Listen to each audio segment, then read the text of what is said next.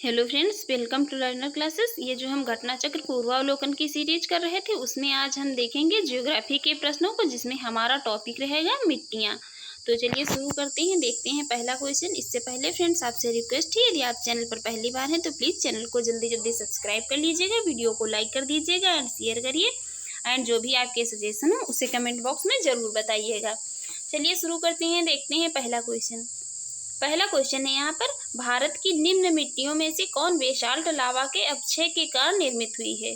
हम यहाँ पर सिर्फ जो है राइट आंसर ही बताएंगे, जिससे कि जो वीडियो हमारी ज़्यादा लंबी ना हो सके। राइट आंसर है ऑप्शन डी, रेगुल मिट्टियाँ। भारत की जो मिट्टियाँ हैं उसमें बेसाल्ट लावा के अपक्षय के कारण जो निर्मित होती हैं, तो वो कौन सी मिट्टियाँ कहलाती हैं, उन्हें कहा जाता है कौन सी, रेगुल मिट्टियाँ। रेगुल मिट्टियाँ। देखते हैं इसकी एक्सप्लेन। भारत में रेगुर मिट्टियों का निर्माण बेसाल्ट लावा के अपक्षय के कारण हुआ है। इसे काली मिट्टी भी कहा जाता है। रेगुर को कई नामों से जाना जाता है, ये मोस्ट इम्पॉर्टेंट है क्वेश्चन, ये जो है कई बार पूछा जाता है। इसे क्या कहा जाता है, रेगुर को काली मिट्टी भी कहा जाता है। ये मिट्टियां कहाँ पाई जाती हैं, तो ये दक्कन ट्रैप के ऊपरी भागों में, विशेष रूप से महाराष्ट्र, मध्य प्रदेश, गुजरात, आंध्र प्रदेश और कर्नाटक राज्यों में पाई जाती है। कौन सी, ये रेगुर मिट्टियां या काली मिट्टी। देखते हैं अगला क्वेश्चन। अगला क्वेश्चन है यहाँ पर, रेगुर किसका नाम है। तो रेगुर किसका नाम है, काली मिट्टी का। राइट आंसर हो जाएगा ऑप्शन सी, रेगुर नाम है काली मिट्टी का। रेगुर, ये काली मिट्टी को स्थानीय रूप से रेगुर या रेगड़ या कपासी मिट्टी भी कहा जाता है। इसे जो है इसे कपासी मिट्टी कहा जाता है, क्योंकि इसमें कपास की फसल जो है काफी अच्छा उत्पादन देती है। तो इसे काली मिट्टी को कपासी मिट्टी या उष्णकटिबंधीय चेरनोजेम आदि अलग अलग नामों से जाना जाता है। भारत में इस मिट्टी का विस्तार कहाँ कहाँ है, तो इसमें महाराष्ट्र के साथ साथ ही पश्चिमी मध्य प्रदेश, गुजरात आदि राज्यों में लगभग कितनी है, 5.46 लाख वर्ग किलोमीटर क्षेत्र पर मिलता है रेगुर मिट्टी या काली मिट्टी या कपासी मिट्टी या ये उष्णकटिबंधीय चेरनोजेम मिट्टी। देखते हैं अगला क्वेश्चन। अगला क्वेश्चन है, रेगुर मिट्टी सबसे ज्यादा कहाँ पाई जाती है। अब ये यहाँ पर जो ऑप्शन में दिए हैं इसमें पाई तो सब में जाती है रेगुर मिट्टी, लेकिन इसकी जो है सर्वाधिक मात्रा कहाँ पर पाई जाती है, सबसे अधिक रेगुर मिट्टी का क्षेत्र कहाँ पाया जाता है, तो ये पाया जाता है कहाँ, महाराष्ट्र में। राइट आंसर हो जाएगा ऑप्शन ए, ये पाया जाता है महाराष्ट्र में। देखते हैं अगला क्वेश्चन। अगला क्वेश्चन है यहाँ पर, काली मिट्टी निम्नलिखित में से, ये काली कपास मिट्टी निम्नलिखित में से किस नाम से जानी जाती है, तो इसे क्या कहा जाता है, इसे कहा जाता है रेगुर। राइट आंसर हो जाएगा ऑप्शन डी। देखते हैं अगला क्वेश्चन। अगला क्वेश्चन है यहाँ पर, कथन और कारण का क्वेश्चन दिया हुआ। कथन ए है, दक्षिणी ट्रैप की रेगड़ मिट्टियां काली होती हैं, उसका कारण है उनमें ह्यूमस प्रचुर मात्रा में होता है। यहाँ पर ये जो दक्षिणी ट्रैप की रेगड़ मिट्टियां काली होती हैं, ये सही है, उनमें जो है ह्यूमस प्रचुर मात्रा में नहीं होता है, ये गलत है। तो इसलिए यहाँ पर राइट आंसर हो जाएगा ऑप्शन सी, ए सही है और आर गलत है। उसमें जो है ह्यूमस की मात्रा नहीं पाई जाती है रेगड़ मिट्टियों में या काली मिट्टी में, जो दक्षिणी ट्रैप की हैं।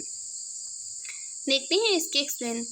दक्कन ट्रैप की काली मिट्टी को रेगड़ या रेगुर के नाम से जाना जाता है, कपास की खेती के लिए अत्यधिक उपयुक्त होती है। इसमें जो है क्या क्या पाया जाता है, तो इसमें लोहा, चूना, कैल्शियम, पोटाश, एल्यूमिनियम एवं मैग्नीशियम कार्बोनेट की अधिकता और नाइट्रोजन, फास्फोरस और जैविक पदार्थों जो ह्यूमस की कमी पाई जाती है, ना कि इसमें ह्यूमस की अधिकता पाई जाती है। काली मिट्टी में ह्यूमस की कमी पाई जाती है।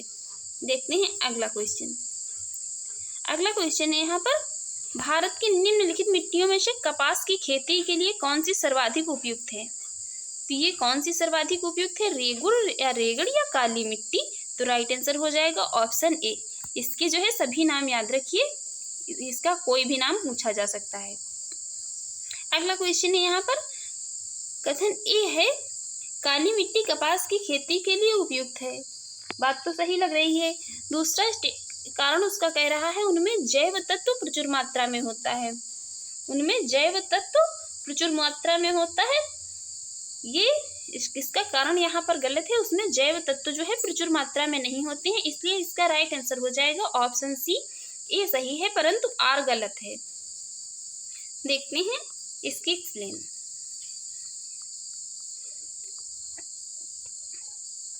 काली मिट्टी में तीव्र जल धारण की क्षमता पाई जाती है। यह भीगने पर ठोस और चिपचिपी हो जाती है, इसे और सूखने पर क्या है, आकुंचित एवं दरार युक्त हो जाती है, इसलिए स्वतः जुताई वाली मिट्टी भी कहा जाता है। इसे ये भी कई बार पूछ लिया जाता है, स्वतः जुताई वाली मिट्टी किसे कहा जाता है, तो ये काली मिट्टी को कहा जाता है। काली मिट्टी को स्वतः जुताई वाली मिट्टी भी कहा जाता है। यह मिट्टी कपास की खेती के लिए सर्वाधिक उपयुक्त है। इस मिट्टी का रंग कैसा होता है, तो काले से हल्का काला, काले से जो है हल्का काला या चेस्टनट की तरह होता है। सामान्यतया इसमें लोहा, चूना, calcium, potash, aluminium, magnesium, carbonate की जो है प्रचुरता पाई जाती है। इसमें नाइट्रोजन, फास्फोरस और जैव पदार्थ या ह्यूमस की जो है कमी पाई जाती है, ना कि अधिकता पाई जाती है। ये क्वेश्चन भी कई बार पूछा जाता है कि काली मिट्टी में जो है ह्यूमस या जैव पदार्थ प्रचुर मात्रा में पाए जाते हैं, तो ये इसमें ह्यूमस और जैव पदार्थों की कमी पाई जाती है, ना कि ये प्रचुर मात्रा में मिलते हैं काली मिट्टी में। अगला क्वेश्चन है यहाँ पर, काली मिट्टी कपास की कृषि के लिए उपयुक्त होती है, उसका कारण है उसमें नाइट्रोजन तथा जैव पदार्थ प्रचुर मात्रा में पाए जाते हैं। ये इसको हमने अभी देखा कि इसमें जो है ये नाइट्रोजन तथा जैव पदार्थ जो है प्रचुर मात्रा में नहीं पाए जाते हैं, लेकिन क्या है, ये काली मिट्टी कपास की कृषि के लिए सर्वाधिक उपयुक्त है। तो यहाँ पर इसमें राइट आंसर हो जाएगा ऑप्शन सी, ए सही है, परंतु आर क्या है, गलत है। देखते हैं अगला क्वेश्चन, देश की निम्नलिखित मिट्टियों में से किसे जो है स्वतः कृषि मिट्टी कहा जाता है। कृषि मिट्टी इसमें से किसे कहा जाता है, तो ये कहा जाता है ये कहा जाता है कपास की काली मिट्टी को। राइट आंसर हो जाएगा ऑप्शन सी। फ्रेंड्स, यदि आपको जो है हमारी वीडियो अच्छी लग रही हो और आपके एग्जाम के लिए यूजफुल लग रही हो, तो प्लीज चैनल को सब्सक्राइब कर लें, वीडियो को लाइक कर दें। देखते हैं अगला क्वेश्चन। अगला क्वेश्चन है यहाँ पर, कौन सी मिट्टी कपास की खेती के लिए सबसे उपयुक्त है। कपास की खेती के लिए सबसे उपयुक्त मिट्टी है काली मिट्टी। राइट आंसर हो जाएगा ऑप्शन ए। अगला क्वेश्चन है यहाँ पर, लावा मिट्टियाँ पाई जाती हैं। लावा मिट्टियाँ किस क्षेत्र में पाई जाती हैं, तो ये पाई जाती हैं मालवा पठार में। राइट आंसर हो जाएगा ऑप्शन सी, मालवा पठार के क्षेत्र में पाई जाती हैं लावा मिट्टियाँ। देखते हैं अगला क्वेश्चन, इसकी एक्सप्लेन देख लेते हैं। यहाँ पर, पश्चिमी भारत की काली मिट्टी का निर्माण लावा से हुआ है, इसलिए इसे लावा मिट्टी भी कहते हैं। मालवा का पठार इसी दक्कन ट्रैप की काली मिट्टी क्षेत्र के अंतर्गत आता है। ये जो इसी काली मिट्टी का क्षेत्र है, इसी के अंतर्गत ये मालवा का पठार, दक्कन ट्रैप इसका जो है आता है। देखते हैं अगला क्वेश्चन। अगला क्वेश्चन है यहाँ पर, मालवा पठार की प्रमुख मिट्टी है। मालवा पठार की प्रमुख मिट्टी कौन सी है, तो ये है काली मिट्टी। राइट आंसर हो जाएगा ऑप्शन ए। देखते हैं अगला क्वेश्चन। अगला क्वेश्चन है यहाँ पर, इस मृदा को सिंचाई की कम आवश्यकता होती है क्योंकि वह नमी रोक सकती है, वह कौन सी मिट्टी है। यहाँ पर 4 मिट्टियां दी हैं, इसमें बताना है कौन सी मिट्टी को जो है सिंचाई की कम आवश्यकता होती है, क्योंकि वह जो है नमी को रोक सकती है, नमी को रोक कर रख सकती है, इसलिए उसे सिंचाई की कम आवश्यकता होती है। किसे, तो होती है काली मिट्टी को। राइट आंसर हो जाएगा ऑप्शन बी। काली मिट्टी या ब्लैक सॉइल में तीव्र जल धारण क्षमता पाई जाती है। यह भीगने पर ठोस एवं चिपचिपी होती है तथा सूखने पर क्या है, आकुंचित और दरार युक्त हो जाती है, इसलिए इसे स्वतः जुताई वाली मिट्टी भी कहा जाता है। इसमें सिंचाई की आवश्यकता क्या है, कम पड़ती है। अगला क्वेश्चन है यहाँ पर, झारखंड में काली मिट्टी कहाँ पाई जाती है। ये झारखंड में काली मिट्टी पाई जाती है कहाँ, ये राजमहल पहाड़ी क्षेत्र में पाई जाती है। तो राइट आंसर हो जाएगा ऑप्शन सी, राजमहल पहाड़ी प्रदेश में पाई जाती है काली मिट्टी, झारखंड में। ये जो राष्ट्रीय आपदा प्रबंधन संस्थान है की रिपोर्ट के अनुसार झारखंड में काली मिट्टी राजमहल क्षेत्र में पाई जाती है। अगला क्वेश्चन है यहाँ पर, निम्नलिखित कथनों में कौन सही नहीं है। यहाँ पर पूछ रहा है कौन सा स्टेटमेंट जो है इसमें सही नहीं है। यही सही नहीं है, काली मिट्टी जो है हिमालय क्षेत्र में पाई जाती है, इसलिए राइट आंसर हो जाएगा ही ऑप्शन डी, काली मिट्टी हिमालय क्षेत्र में नहीं पाई जाती है। देखते हैं इसकी एक्सप्लेन। काली मिट्टी भारत की दक्कन पठार में लगभग जो है 5.46 लाख वर्ग किलोमीटर में पाई जाती है। इसमें जल धारण की उच्च क्षमता होती है तथा इसमें लौहांश की मात्रा अधिक पाई जाती है। हिमालय क्षेत्र में नहीं पाई जाती है। कौन, काली मिट्टी जो है ये हिमालय के क्षेत्र में नहीं पाई जाती है। यहाँ पर कह रहा है कि काली मिट्टी हिमालय क्षेत्र में पाई जाती है, ये हिमालयी क्षेत्र में काली मिट्टी नहीं पाई जाती है। देखते हैं अब अगला क्वेश्चन। अब यहाँ पर हम देखेंगे लेटेराइट मिट्टियों से बनने वाले प्रश्नों को। लेटेराइट मिट्टियों से बनने वाले प्रश्नों को हम इसमें यहाँ पर देखेंगे।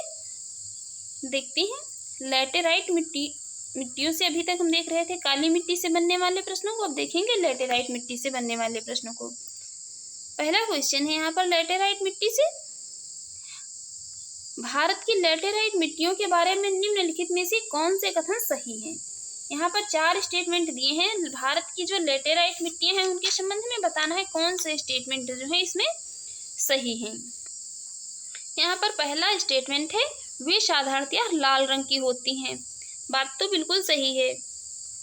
लेटेराइट मिट्टियां जो हैं भारत की वो साधारणतया लाल रंग की होती हैं। दूसरा स्टेटमेंट है वे नाइट्रोजन और पोटाश से समृद्ध होती हैं। ये बात गलत है। वो जो है लेटेराइट या लाल मिट्टियां जो हैं वे नाइट्रोजन और पोटाश से समृद्ध नहीं होती हैं। उनका राजस्थान और उत्तर प्रदेश में अच्छा विकास है। ये भी स्टेटमेंट इनकरेक्ट है। इनका जो है राजस्थान और उत्तर प्रदेश में अच्छा विकास नहीं है। ये राजस्थान और उत्तर प्रदेश में लाल मिट्टियां लेटेराइट मिट्टियां नहीं पाई जाती हैं। इन मिट्टियों में टैपियोका और काजू की अच्छी फसल होती है। ये स्टेटमेंट करेक्ट है। इनमें जो है क्या है, इन मिट्टियां लाल या लेटेराइट मिट्टियां जो होती हैं तो इसमें टैपियोका और काजू की फसल की उपज क्या है, अच्छी होती है। देखते हैं यहाँ पर कूट की सहायता से। यहाँ पर राइट आंसर हो जाएगा ऑप्शन सी, 1 और 4। पहला जो फर्स्ट और फोर्थ इसका स्टेटमेंट है ये करेक्ट है, बाकी ये दोनों स्टेटमेंट इनकरेक्ट हैं। देखते हैं इसके एक्सप्लेन। लेटेराइट मिट्टी का लाल रंग क्या होता है, लोहे के ऑक्साइड के कारण होता है। लेटेराइट मिट्टी जो होती है इसमें जो है लोहे के ऑक्साइड पाए जाते हैं, इसके कारण इसका रंग कैसा हो जाता है, ये लाल दिखाई देती है। इसमें सामान्य लोहा तथा एल्युमिनियम से समृद्ध होती है। ये लाल मिट्टी जो है ये लोहा तथा एल्युमिनियम से समृद्ध होती है, जबकि इनमें नाइट्रोजन, पोटाश, चूना तथा जैविक पदार्थों की कमी होती है। इस मृदा का सर्वाधिक विकास कहाँ कहाँ पर है, तो इस मृदा का सर्वाधिक विकास है केरल, महाराष्ट्र एवं मेघालय में। ये प्राय जो है कम उर्वरता वाली मिट्टियां होती हैं, किंतु उर्वरकों के प्रयोग से इनमें कपास, चावल, रागी, गन्ना, दाल, चाय, कहवा, काजू आदि की जो कृषि की जा सकती है। उर्वरकों के प्रयोग से ये जो लाल मिट्टियां या लेटेराइट मिट्टियां होती हैं इनमें इनकी फसल का उत्पादन किया जा सकता है। देखते हैं अगला क्वेश्चन है यहाँ पर। कथन ए कह रहा है पश्चिम बंगाल की तुलना में आंध्र प्रदेश के शुद्ध रोपित क्षेत्र की उसके कुल क्षेत्रफल में प्रतिशतता जो कितनी है। पश्चिम बंगाल की तुलना में आंध्र प्रदेश की शुद्ध रोपित क्षेत्र के उसके कुल क्षेत्रफल में प्रतिशतता कम है। उसका कारण यहाँ पर कह रहा अधिकांश आंध्र प्रदेश की मृदा मखरला लेटेराइट प्रकार की होती है। आंध्र प्रदेश की यहाँ पर बता रहा है जो मृदा है तो वो कैसी होती है, मखरला या लेटेराइट प्रकार की। ये स्टेटमेंट यहाँ ये कारण इसका गलत है और इसका जो ये कथन ए है पश्चिम बंगाल की तुलना में आंध्र प्रदेश के शुद्ध रोपित क्षेत्र की उसके कुल क्षेत्रफल में जो प्रतिशतता कम है, ये कथन इसका सही है। तो इसलिए यहाँ पर राइट आंसर हो जाएगा ऑप्शन सी, ए सही है, किंतु आर क्या है, गलत है। देखते हैं इसके एक्सप्लेन। ये जब प्रश्न पूछा गया था 2006 में, ये पश्चिम बंगाल का शुद्ध रोपित क्षेत्र जो था तो लगभग कितना था, 60% था, और जो आंध्र प्रदेश का कितना था तो ये था 40%। लेटेराइट मिट्टी क्या है, ये भारी वर्षा वाले क्षेत्रों में अपक्षालन से निर्मित होती है। ये लीचिंग से क्या है, ये लीचिंग से निर्मित होती है। कौन, लेटेराइट सॉइल। यह भारत में कहाँ कहाँ, केरल, भारत में कहाँ कहाँ पाई जाती है, तो भारत में केरल, पूर्वी तमिलनाडु के छोटे से भाग में, उड़ीसा, छोटा नागपुर पठार, और पूर्वोत्तर में कहाँ, मेघालय के उत्तरी भाग तथा पश्चिमी घाट पर्वतीय क्षेत्रों में पाई जाती है। आंध्र प्रदेश के अधिकांश भाग पर लाल एवं जलोढ़ मिट्टी पाई जाती है। यहाँ पर अधिकांश जो है आंध्र प्रदेश का क्षेत्र है उसमें लाल और जलोढ़ जो है दोनों प्रकार की मिट्टियां पाई जाती हैं। देखते हैं अगला क्वेश्चन। अगला क्वेश्चन है यहाँ पर लेटेराइट मिलती है जो है, लेटेराइट मिट्टी कहाँ मिलती है। लेटेराइट मिट्टी मिलती है कहाँ, ये मिलती है महाराष्ट्र में। राइट आंसर हो जाएगा ऑप्शन डी। लेटेराइट मिट्टी भारत की 1.80 लाख वर्ग किलोमीटर क्षेत्र पर विस्तृत है। इसका सर्वाधिक विस्तार केरल राज्य के मालाबार तटीय प्रदेश में है और इसके बाद कहाँ है, महाराष्ट्र में। इसलिए यहाँ पर ऑप्शन में जो है केरल नहीं दिया है। यदि केरल दिया होता तो right answer option A, option जो है केरल जो जिसमें दिया होता वही ऑप्शन राइट आंसर हो जाता है। इसलिए दूसरे पर है महाराष्ट्र, यहाँ पर महाराष्ट्र दिया है तो महाराष्ट्र राइट आंसर हो जाएगा। अगला क्वेश्चन है लेटेराइट मिट्टियों का प्राधान्य है। लेटेराइट मिट्टियां जो है कहाँ पाई जाती हैं सर्वाधिक? तो ये पाई जाती हैं कहाँ? मालाबार तटीय प्रदेश में। Right answer option A. अगला क्वेश्चन है यहाँ पर 4 स्टेटमेंट दिए हैं, निम्नलिखित कथनों में से कौन लैटेराइट मिट्टी के लिए सही नहीं है? लैटेराइट मिट्टी के संबंध में यहाँ पर जो है कौन सा स्टेटमेंट सही नहीं है? पहला स्टेटमेंट है वे क्या है? आर्द्र अपक्षालित प्रदेशों की मिट्टियां हैं, ये स्टेटमेंट करेक्ट है। वे बहुत ही अपक्षालित मिट्टियां हैं, ये भी स्टेटमेंट करेक्ट है। और जो है उनकी उर्वरता कम होती है, ये स्टेटमेंट भी करेक्ट है। यहाँ पर जो है पूछा है कि सही नहीं है, यहाँ पर पूछा है सही नहीं है, तो उनमें जो है चूना प्रचुर मात्रा में पाया जाता है, यही सही नहीं है। बाकी ये तीनों स्टेटमेंट जो है सही हैं, तो इसलिए राइट आंसर हो जाएगा यहाँ पर ऑप्शन डी। लैटेराइट मिट्टी में नाइट्रोजन, फास्फोरिक अम्ल, पोटास, चूना और कार्बनिक तत्वों की कमी पाई जाती है लैटेराइट मिट्टी में। और लोहे की क्या है? अधिकता पाई जाती है, लोहे की ऑक्साइडों की इसमें। इसी कारण जो है इसका रंग कैसा होता है लाल। अगला क्वेश्चन है यहाँ पर भारत में निम्नलिखित में से कौन सा मृदा प्रारूप लोहे का अतिरेक होने के कारण अनुर्वर होता जा रहा है? क्या है? इसकी जो है उर्वरता शक्ति घटती जा रही है। तो ये किसकी घटती जा रही है? लैटेराइट मिट्टी की। राइट आंसर हो जाएगा ऑप्शन डी। मिट्टियों में से जो है केवल लैटेराइट मिट्टी में ही लौह ऑक्साइड पाया जाता है। इससे क्या है? लैटेराइट मृदा लोहे का अतिरेक होने के कारण ये अनुर्वर होती जा रही है। इसमें जो इसकी उर्वरा शक्ति घटती जा रही है। अब हम यहाँ पर देखेंगे दोमट या जलोढ़ मिट्टी से बनने वाले प्रश्नों को। देखते हैं दोमट या जलोढ़ मिट्टी से बनने वाले प्रश्नों को। दोमट या जलोढ़ मिट्टी से बनने वाला यहाँ पर देखते हैं पहला क्वेश्चन है जलोढ़ मिट्टी के संदर्भ में नीचे दिए गए 4 कथनों में से सही कथन को चुनिए। जलोढ़ मिट्टी के संदर्भ में जो है यहाँ पर 4 स्टेटमेंट दिए हैं, इसमें बताना है कौन सा स्टेटमेंट जलोढ़ मिट्टी के संबंध में सही है। तो पहला स्टेटमेंट है यहाँ पर, यह मिट्टी भारत के कुल भूभाग के करीब कितने जो है 14% हिस्से में पाई जाती है। मतलब कि ये भारत का जो है मिट्टी, जलोढ़ मिट्टी भारत का कुल भूभाग जो है इसके करीब 14% हिस्से पर पाई जाती है। ये स्टेटमेंट कुछ गड़बड़ लग रहा है। देखते हैं दूसरा स्टेटमेंट है इस मिट्टी में फास्फोरिक एसिड भरपूर मात्रा में पाया जाता है। ये स्टेटमेंट करेक्ट है। इसमें क्या है? ये जलोढ़ मिट्टी में फास्फोरिक एसिड भरपूर मात्रा में पाया जाता है, इसलिए राइट आंसर हो जाएगा यहाँ पर ऑप्शन बी। ये स्टेटमेंट करेक्ट है। यह मिट्टी उपजाऊ नहीं होती है, यह बहुत उपजाऊ होती है, ये स्टेटमेंट भी गलत है। और यह मिट्टी रेह, चूर, थोपन जैसे नामों से भी जानी जाती है, ये स्टेटमेंट भी यहाँ पर इनकरेक्ट है जलोढ़ मिट्टी के संदर्भ में। ये भी इनकरेक्ट है। यही बी वाला स्टेटमेंट है, केवल ये करेक्ट है। इस मिट्टी में क्या है? फास्फोरिक एसिड भरपूर मात्रा में पाया जाता है। देखते हैं इसके एक्सप्लेन। जलोढ़ मिट्टी में पोटास, फास्फोरिक एसिड, चूना और जैव पदार्थों की प्रचुरता पाई जाती है, परंतु इनमें नाइट्रोजन और ह्यूमस की कमी होती है। राष्ट्रीय मृदा सर्वेक्षण एवं भूमि उपयोग नियोजन ब्यूरो के जो है नवीनतम शोध के अनुसार भारत के लगभग जो है 33.5% पर जो है भाग पर क्या है? ये जलोढ़ मिट्टी का विस्तार है। वहाँ पर कह रहा था 14% पर, ये यहाँ पर जो है 33.5% पर इसका विस्तार है।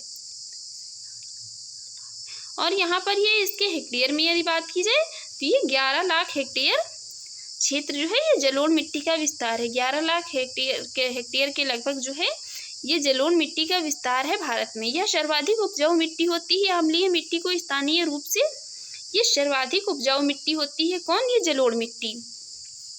और अम्लीय मिट्टी को क्या कहा जाता है? अम्लीय मिट्टी को स्थानीय रूप से रेह, चूर, थोपन, ऊसर, कल्लर आदि जैसे नामों से जाना जाता है। ये सब नाम किसके हैं? ये हैं अम्लीय मिट्टी के। अम्लीय मिट्टी रेह, चूर, थोपन, ऊसर और कल्लर नाम ये सब किसके हैं? अम्लीय मिट्टी के, ना कि जलोढ़ मिट्टी के। देखते हैं अगला क्वेश्चन यहाँ पर भारत में सबसे अधिक उपजाऊ मृदा कौन सी है? तो सबसे अधिक जो उपजाऊ मृदा है तो ये है जलोढ़ मिट्टी। राइट आंसर हो जाएगा ऑप्शन सी जलोढ़ मृदा। इसमें क्या है? नाइट्रोजन की मात्रा कम होती है। जलोढ़ मृदाएं मूलतः कहाँ है? ये किससे बनी होती हैं? तो ये हिमालय के निक्षेपों से बनी होती हैं। ये हिमालय के निक्षेपों से बनी होती हैं कौन? जलोढ़ मृदाएं। अगला क्वेश्चन है यहाँ पर, निम्नलिखित में से कौन सी मिट्टी नदियों द्वारा निर्मित है? नदियों द्वारा यहाँ पर कौन सी मिट्टी निर्मित है? तो यही निर्मित है जलोढ़ मिट्टी। राइट आंसर हो जाएगा ऑप्शन सी, जलोढ़ मिट्टी नदियों द्वारा निर्मित है। देखते हैं इसके एक्सप्लेन। जलोढ़ मिट्टी का निर्माण नदियों के छोड़े गए गाद द्वारा होता है। जलोढ़ मृदा देश के कितने 40% भागों में लगभग 150 मिलियन हेक्टेयर क्षेत्र में विस्तृत है और जलोढ़ मिट्टियों को 2 उपवर्गों में बांटा गया है। तो देख लेते हैं, ये भी मोस्ट इंपॉर्टेंट है, पूछ लिया जाता है, खादर और बांगर। तो ये नवीन जलोढ़, किसी का नवीन जलोढ़ या खादर, इसे नवीन जलोढ़ को खादर कहा जाता है। इसका निर्माण कैसे होता है? ये नदी के बाढ़ के मैदानी क्षेत्र में होता है, जहाँ प्रतिवर्ष बाढ़ के दौरान मिट्टी की नवीन परत का जमाव होता है। प्रतिवर्ष यहाँ पर बाढ़ आती है और पानी वो अपने साथ मिट्टी बहाकर लाती है और उसके बाद क्या होता है, जब पानी चला जाता है तो मिट्टी जो है वहीं पर मिट्टी की एक परत वहीं पर छूटती जाती है, उसे ही इसे नवीन जलोढ़ या खादर कहा जाता है। तो ये जो है अत्यधिक उपजाऊ मिट्टी होती है और इसे प्राचीन जलोढ़ या बांगर, प्राचीन जलोढ़ को क्या कहा जाता है? इसे कहा जाता है बांगर, प्राचीन जलोढ़ या बांगर। तो ये मिट्टी की स्थिति बाढ़ की पहुंच से दूर कुछ ऊंचाई पर होती है। ये इसका निर्माण कहाँ होता है? जो प्राचीन जलोढ़ या बांगर होती है, इसका निर्माण जहाँ पर जो है बाढ़ नहीं आती है उसके बाढ़ से कुछ दूरी पर जो है ऊंचाई पर इसका निर्माण होता है। ये प्राचीन जलोढ़ या बांगर मिट्टी का ये कुछ कम उपजाऊ होती है। देखते हैं अगला क्वेश्चन। अगला क्वेश्चन है, भारत में सबसे बड़ा मिट्टी का वर्ग है। तो ये है कछारी मिट्टी का। राइट आंसर हो जाएगा ऑप्शन डी, कछारी मिट्टी, जलोढ़ मिट्टी। इसे जलोढ़ मिट्टी को क्या है? कछारी मिट्टी भी कहा जाता है। सर्वाधिक क्षेत्र में पाई जाने वाली महत्वपूर्ण मिट्टी है। यह देश के कितने 33.5% भागों के लगभग 11 लाख वर्ग किमी क्षेत्र में विस्तृत है। यह मिट्टी पंजाब से असम तक के विशाल मैदानी भाग के साथ साथ कहाँ? नर्मदा, ताप्ती, महानदी, गोदावरी, कृष्णा और कावेरी घाटियों में फैली है। ये घाटियाँ इंपॉर्टेंट है, याद रखिए। कहाँ कहाँ फैली है जलोढ़ या कछारी मिट्टी? तो नर्मदा, ताप्ती, महानदी, गोदावरी, कृष्णा और कावेरी घाटियों में फैली हुई है जलोढ़ या कछारी मिट्टी। और ये भारत के कितने क्षेत्र पर है? तो 3.5% पर। और यदि लाख वर्ग में पूछे तो ये 11 लाख वर्ग, याद रखिए। अगला क्वेश्चन है यहाँ पर, निम्नांकित में से कौन जो है मिट्टी का कौन सा वर्ग भारत के सर्वाधिक क्षेत्र पर फैला है? मिट्टी का कौन सा वर्ग जो है भारत के सर्वाधिक क्षेत्र पर फैला है? तो ये किसका फैला है? ये फैला है यहाँ पर, ये फैला है किसका? ये जलोढ़ मिट्टी का। तो राइट आंसर हो जाएगा ऑप्शन ए, जलोढ़ मिट्टी का। देखते हैं अगला। अगला है, गंगा के मैदान की पुरानी कछारी मिट्टी कहलाती है। अभी हमने एक्सप्लेन में देखा इसे, नवीन जो है जलोढ़ और प्राचीन जलोढ़। तो ये जो है पुरानी कछारी मिट्टी किसे कहा जाता है? पुरानी जो कछारी मिट्टी या प्राचीन जलोढ़ होता है इसे क्या कहा जाता है? क्योंकि जलोढ़ को जो है कछारी मिट्टी कहा जाता है, इसलिए यहाँ पर कछारी लिखा हुआ है, जलोढ़ ना लिखकर यहाँ पर कछारी मिट्टी पूछा गया है, पुरानी कछारी मिट्टी। तो ये क्या कहलाती है? ये कहलाती है बांगर। राइट आंसर हो जाएगा ऑप्शन बी, ये कहलाती है बांगर। देखते हैं इसकी एक्सप्लेन। गंगा के मैदान की पुरानी कछारी मिट्टी को बांगर कहा जाता है। बाढ़ की स्थिति से जो है कुछ दूर इसका निर्माण होता है, जहाँ पर बाढ़ नहीं पहुँच पाती है। इसका रंग कैसा होता है? तो इसका रंग जो है पीला, रक्ताभ या भूरा होता है। अगला क्वेश्चन है यहाँ पर, निम्नलिखित में से किस प्रकार की मृदा जल धारण क्षमता सबसे कम होती है?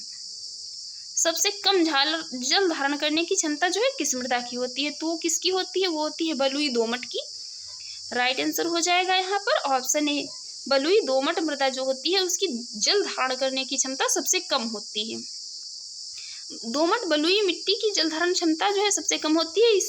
ऐसा होता क्यों है? क्योंकि इसमें जो है इसके रवे जो है भारी मात्रा में बड़े होते हैं। इसकी क्या है, जो ये दोमट बलुई मिट्टी है या एलोवियल सैंड सॉइल जो है, तो इसके क्या है, इसके जो ये पार्टिकल्स होती हैं तो ये काफ़ी बड़े मात्रा में काफ़ी बड़े बड़े होते हैं, इसलिए जो है ये जल धारण करने की क्षमता इसकी सबसे कम होती है दोमट बलुई मिट्टी की। देखते हैं अगला क्वेश्चन। अगला क्वेश्चन है यहाँ पर, दुमटी या लोम मिट्टी में मिट्टी का जो है कौन सा कण मिलता है? इसमें दुमटी या लोम मिट्टी में मिट्टी के कौन से कण मिलते हैं? तो इसमें सभी प्रकार के कण मिलते हैं। इसमें ये सभी प्रकार के कण मिलते हैं। इसमें क्या है, ये दोमट मिट्टी या लोम सॉइल में 40% कितने होते हैं, 40% इसमें बालू के कण पाए जाते हैं और 40% जो है मृतिका या क्ले जिसे कहा जाता है के कण पाए जाते हैं और 20% इसमें गाद के कण पाए जाते हैं लोम सॉइल में। देखते हैं मिट्टियों से बनने वाले जो और भी क्वेश्चन रह गए हैं कुछ, उनको भी यहाँ पर देख लेते हैं और कितने यहाँ पर क्वेश्चन रह गए हैं जो कि मिट्टियों से संबंधित हैं, ताकि जो है मिट्टियों से, भारत की मिट्टियों से कोई भी क्वेश्चन पूछा जाए तो वो गलत ना हो एग्जाम में। पहला क्वेश्चन है यहाँ पर, ये पश्चिमी राजस्थान की मिट्टी में किसकी मात्रा अधिक है। पश्चिमी राजस्थान की मिट्टी जो है उसमें किसकी मात्रा अधिक है, तो ये किसकी है अधिक, वहाँ पर कैल्शियम की। जो पश्चिमी राजस्थान की मिट्टी है उसमें कैल्शियम की मात्रा अधिक पाई जाती है। देखते हैं पश्चिमी राजस्थान का क्षेत्र। पश्चिमी राजस्थान के अंतर्गत कौन कौन सा क्षेत्र आता है, तो ये आता है जैसलमेर, बीकानेर, बाड़मेर, जालौर, जोधपुर, गंगानगर, सिरोही, झुंझुनू, पाली और सीकर जिले आते हैं। इसमें क्या है, इसकी मिट्टी जो है चूना कैल्शियम के लवण पर आधारित क्षारीय एवं लवणीय प्रकार की होती है। इस क्षेत्र की मिट्टी में कैल्शियम की अधिक मात्रा पाई जाती है। अगला क्वेश्चन है यहाँ पर, निम्नलिखित में से कौन सी फसल मृदा को नाइट्रोजन से भरपूर कर देती है। ये मोस्ट इम्पॉर्टेंट क्वेश्चन है। ये छोटे से लेकर जो है बड़े हर एग्जाम में पूछा जाने वाला क्वेश्चन है। जो है ये फसल मृदा को नाइट्रोजन से भरपूर कर देती है। यहाँ पर ये कौन सी फसल है ऐसी, ये है कौन सी, यहाँ पर राइट आंसर हो जाएगा ऑप्शन डी, ये है मटर की। कहीं कहीं पर इसमें जो है ऑप्शन और भी होता है तो वहाँ पर आंसर दूसरा हो जाएगा, लेकिन यहाँ पर जो है इसका राइट आंसर होगा ऑप्शन डी, मटर। अब देखते हैं ये जो है इसमें किसमें सबसे ज़्यादा सर्वाधिक नाइट्रोजन स्थिरीकरण, नाइट्रोजन मात्रा पाई जाती है कौन कौन सी फसलों में। दलहनी फसलें वायुमंडलीय नाइट्रोजन स्थिरीकरण के द्वारा मृदा को नाइट्रोजन से भरपूर कर देती है। मिट्टी में नाइट्रोजन का स्थिरीकरण करने वाली प्रमुख फसलें कौन कौन सी हैं, तो उनको देख लेते हैं। इन सभी फसलों को याद रखना है, ये पूछ ली जाती हैं ऑप्शन में, कभी अलग अलग दी जाती हैं तो वहाँ पर जो है हम भूल जाते हैं। ये फसलें हैं अल्फाल्फा और ड्राई बीन्स या गारबेंजो बीन्स, और कौन, मटर, सोयाबीन, उड़द, अरहर भी यहाँ पर हो सकता है। तो ये फसलें जो हैं क्या हैं, ये मिट्टी में नाइट्रोजन स्थिरीकरण करने वाली सभी फसलें हैं। इनकी जड़ों में क्या है, गांठें पाई जाती हैं, वो गांठें ही जो है नाइट्रोजन का स्थिरीकरण करती हैं। अगला क्वेश्चन है, भूमि की उर्वरता बढ़ाने के लिए निम्न में से कौन सी फसल उगाई जाती है। तो ये उगाई जाती है किसकी, उड़द की फसल। राइट आंसर हो जाएगा ऑप्शन सी। देखते हैं अगला क्वेश्चन, देख लेते हैं इसकी एक्सप्लेन। भूमि की उर्वरता बढ़ाने के लिए उड़द की फसल उगाई जाती है। कभी कभी इसका हरी खाद के रूप में भी उपयोग किया जाता है। हरी खाद के रूप में और भी जो है फसलों का उपयोग किया जाता है, जैसे सनई है, इसका भी उपयोग किया जाता है। यहाँ पर जो है ये ऑप्शन में नहीं दिया है, इसलिए यहाँ पर उड़द ही राइट आंसर हो जाएगा। अगला क्वेश्चन है, भारत के कुछ भागों में यात्रा करते हुए आप देखेंगे कि कहीं कहीं लाल मिट्टी पाई जाती है। मिट्टी के इस रंग का प्रमुख कारण क्या है। इसको हमने अभी देखा था। इसका प्रमुख कारण क्या है कि फेरिक ऑक्साइड की जो है विद्यमानता रहती है। लोहे के ऑक्साइडों की इसमें, लोहे के ऑक्साइड इसमें क्या है, विद्यमान रहते हैं। यही लाल मिट्टी या लेटेराइट मिट्टी के कारण है। लाल मिट्टी का निर्माण जलवायु परिवर्तनों के परिणाम स्वरूप एवं रवेदार एवं कायांतरित सेलों के विघटन एवं वियोजन से होता है। इस मिट्टी में सिलिका एवं आयरन की बहुलता होती है। इस मिट्टी का लाल रंग फेरिक ऑक्साइड की उपस्थिति के कारण होता है, लेकिन जल योजित रूप में यह पीली दिखाई देती है। जब इसमें जल भरा होता है तो यह पीली दिखाई देती है। अगला क्वेश्चन है, भारतीय मृदा में जिस सूक्ष्म तत्व की सर्वाधिक कमी है वह है। जिस सूक्ष्म तत्व की सर्वाधिक कमी है भारतीय मृदा में, भारत की मृदा में, वह कौन सा है, वह है जस्ता। राइट आंसर हो जाएगा ऑप्शन डी। देखते हैं अगला क्वेश्चन। अगला क्वेश्चन है यहाँ पर, कथन ए कह रहा है, हिमालय की मिट्टियों में ह्यूमस प्रचुर मात्रा में पाया जाता है। हिमालयी मिट्टियां जो है इसमें ह्यूमस प्रचुर मात्रा में पाया जाता है। इसमें ह्यूमस की प्रचुर मात्रा नहीं पाई जाती है। हिमालय की जो मिट्टियां हैं, ये कथन यहाँ पर इसका गलत है। कारण इसका है, हिमालय में सर्वाधिक क्षेत्र वनाच्छादित है। ये यहाँ पर इसका कारण सही है कि हिमालय में जो है सर्वाधिक क्षेत्र वनाच्छादित तो है, किंतु ये हिमालय की मिट्टियों में ह्यूमस प्रचुर मात्रा में यहाँ पर कह रहा है पाया जाता है, यदि यहाँ पर कहता नहीं पाया जाता है तो ये सही हो जाता, किंतु यहाँ पर कह रहा है नहीं पाया जाता है, इसलिए यहाँ पर राइट आंसर हो जाएगा ऑप्शन डी। ए गलत है परंतु आर क्या है, सही है। ए गलत है और आर सही है। यहाँ पर हिमालय की मिट्टियों में ह्यूमस का अभाव रहता है, जबकि हिमालय में सर्वाधिक क्षेत्र वना आच्छादित है। यहाँ पर ह्यूमस का अभाव रहता है। अगला क्वेश्चन है, मोस्ट इम्पोर्टेंट क्वेश्चन है, ये कई बार जो है पूछा हुआ क्वेश्चन है और ये आगे भी एग्जाम में पूछा जा सकता है। ये करेवा से संबंधित प्रश्न दिया हुआ है। यहाँ पर ये कभी कभी आपको करेवा भी लिखा मिलेगा, कभी कभी केसर, कभी कभी करेवास भी। पढ़ते हैं क्वेश्चन क्या है। क्वेश्चन है, करेवास मृतिका जो जाफरान केसर का एक स्थानीय प्रकार है कि उत्पादन के लिए उपयोगी है पाई जाती है। करेवा या जाफरान या केसर का उत्पादन जो है कहाँ पर, किस मृदा में सर्वाधिक होता है, तो ये कश्मीर हिमालयी मृदा है।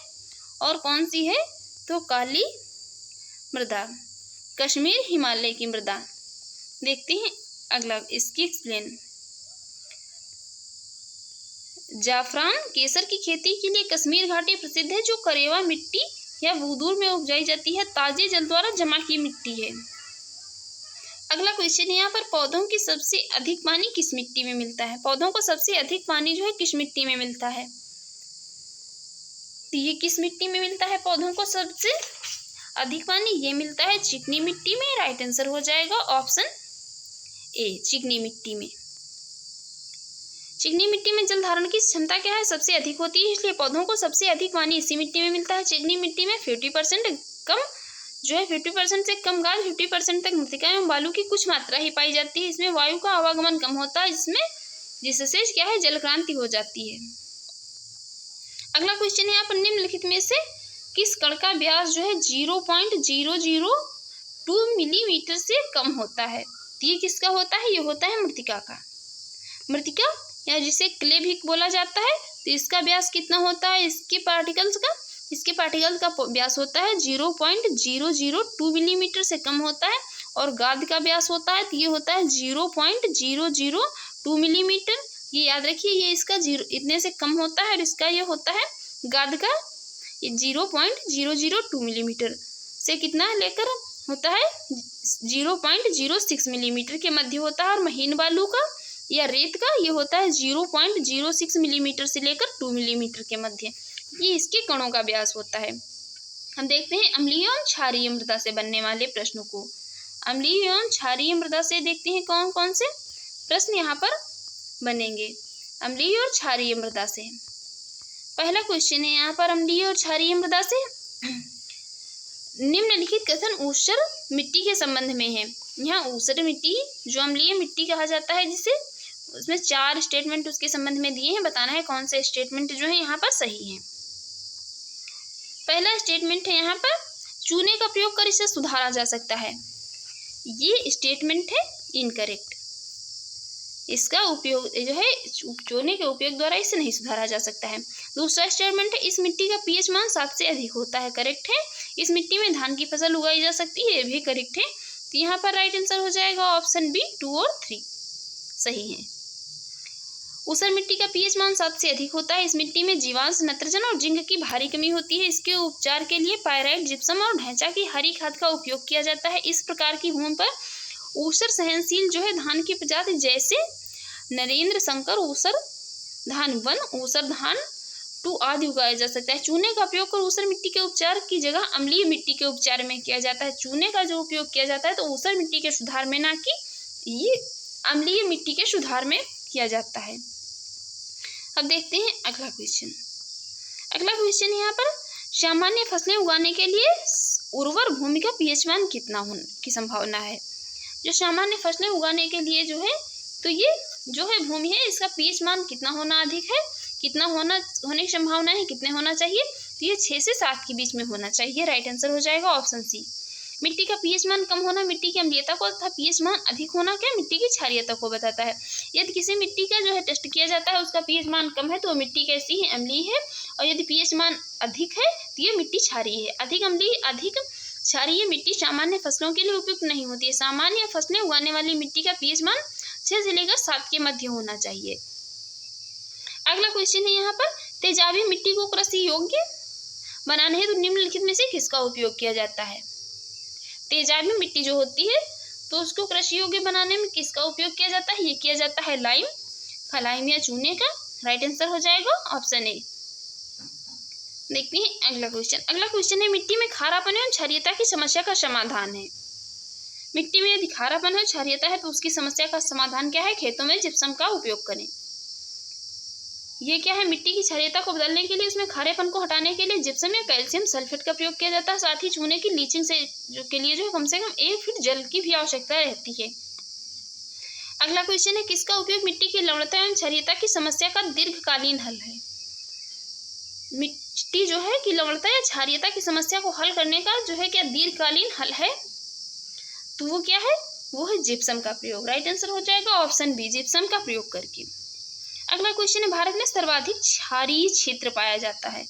भारत में जो है सर्वाधिक क्षारीय क्षेत्र कौन सा पाया जाता है? तो भारत में सर्वाधिक क्षारीय क्षेत्र है तो वो है कौन सा? उत्तर प्रदेश राज्य का क्षेत्र। राइट आंसर हो जाएगा ऑप्शन डी। यहाँ पर ये जो है इसकी क्षारीयता कितनी थी उत्तर प्रदेश की? उत्तर प्रदेश की क्षारीयता थी कितनी यहाँ पर? 2129.61। देखते हैं अगला क्वेश्चन। अगला क्वेश्चन है भारत में लवणीय मृदा का सर्वाधिक क्षेत्रफल है। लवणीय मृदा सबसे अधिक कहाँ पाई जाती है? तो ये गुजरात क्षेत्र में पाई जाती है, क्योंकि लवणीय मृदा कहाँ सर्वाधिक पाई जा सकती है? ये दलदली क्षेत्रों में ही पाई जाती है। मैंग्रोव वनों में के जहाँ पर मैंग्रोव वनों का क्षेत्र है तो ये कहाँ पाई जाएगी? पाई जाएगी गुजरात में।